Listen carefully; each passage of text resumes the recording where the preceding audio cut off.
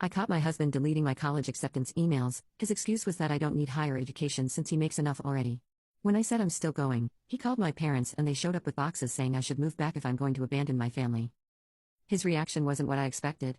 Instead of anger, he got very quiet, then asked if we could talk after the kids went to bed.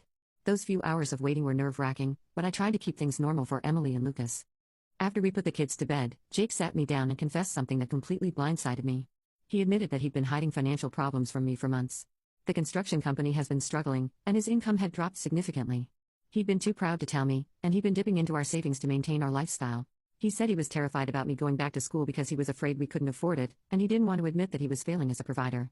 The "you don't need to work" argument was his way of hiding his shame. I was stunned. While I understood his fear, I was hurt that he'd hide something so important from me instead of letting us face it together as a team.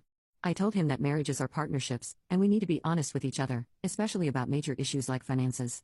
We stayed up late into the night talking. By the end, we agreed that my going back to school might actually be a blessing in disguise. Once I finish my nursing degree, I'll be able to help support our family with a stable, well-paying career. The next day, we sat down together and looked at our finances. The situation wasn't as dire as Jake had made it seem in his panic, but things were definitely tighter than I'd realized. We made a budget that included my tuition costs, and decided to cut back on some non-essentials. I also reached out to my parents to clear the air. That conversation didn't go as well. While my dad seemed to understand after I explained everything, including Jake's financial concerns, my mom remained firm in her belief that my place was at home with the children. She made several comments about modern women thinking they can have it all that were hurtful, but I tried not to let it get to me. The past 2 weeks have been a period of readjustment for our family. Jake is still struggling with his pride, but he's making an effort to be supportive.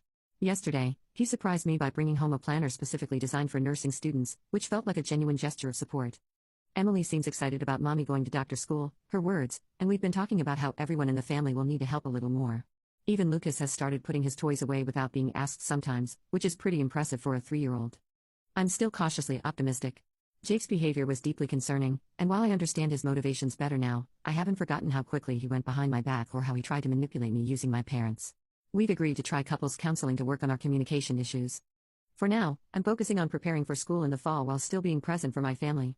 Your support has helped me stay strong through this difficult time, and I'll update again if there are any significant developments. Update 2. It's been another 2 weeks, and I wish I could say things were continuing to improve, but unfortunately, that's not the case.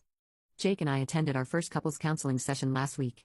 It started off well enough, with both of us discussing our perspectives on the situation. The therapist seemed to be helping us understand each other's points of view, and Jake even acknowledged that hiding my acceptance emails was wrong, regardless of his reasons. But then things took a turn when the therapist asked about our financial situation. Jake became defensive and vague, saying he'd already explained his concerns to me and we'd worked it out. The therapist gently pushed for more specific details about our budget and